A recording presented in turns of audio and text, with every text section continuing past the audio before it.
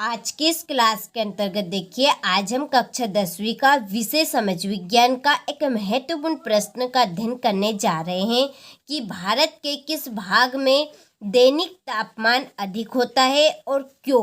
तो आज के इस वीडियो में हम पढ़ेंगे कि भारत के कौन से भाग में दैनिक तापमान यानी कि जो दिन रात का टेम्परेचर है वह अधिक होता है, क्यों होता है। तो आइए इस प्रश्न को हम अच्छे से पढ़ते हैं और अच्छे से समझते हैं।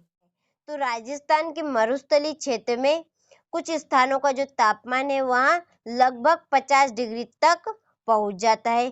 क्यों पहुंच जाता है? देखिए, हमें मरुस्थलीय क्षेत्र में मिट्टी कम देखने को मिलती है और रेत अधिक देखने को मिलती है, जिसकी वजह से जो रेत है वहाँ ऊष्मा को बहुत जल्दी अवशोषित कर लेती है।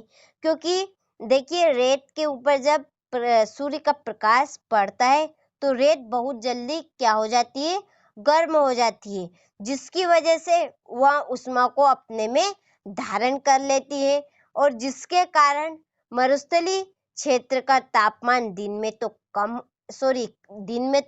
अधिक होता है, क्योंकि दिन में जो रेत है वहाँ गर्म हो जाती बहुत जल्दी और गर्म होने के साथ साथ वहाँ ऊष्मा को भी अपने में अवशोषित कर लेती है।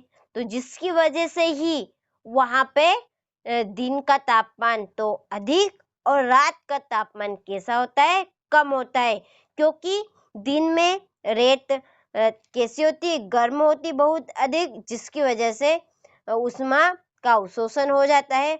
और रात के टाइम में क्या होता है, जो रेत होती है वहाँ कैसी हो जाती है, थोड़ी ठंडी पड़ जाती है, जिसकी वजह से दिन रात का तापमान कम होता है। तो देखिए, आप इस प्रश्न को कैसे लिखेंगे अपनी बुक में कि राजस्थान के मरुस्थल में कुछ स्थानों का तापमान लगभग 50 डिग्री तक पहुंच जाता है। ऐसा इस कारण होता है क्योंकि रेत ऊष्मा को बहुत जल्दी अवशोषित कर लेती है और छोड़ती है।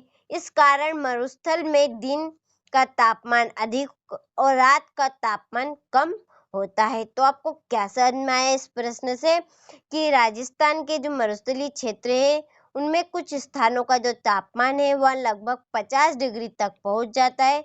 ऐसा इस कारण से होता है क्योंकि वहां पर रेत ऊष्मा को बहुत जल्दी अवशोषित कर लेती है और उसे छोड़ती है, जिस वजह से मरुस्थल में दिन का तापमान तो अधिक और रात का तापमान कम होता है। तो आपको प्रश्न अच्छे समझ में आ गया होगा कि भारत के किस भाग में दैनिक तापमान अधिक होता है और क्यों होता है।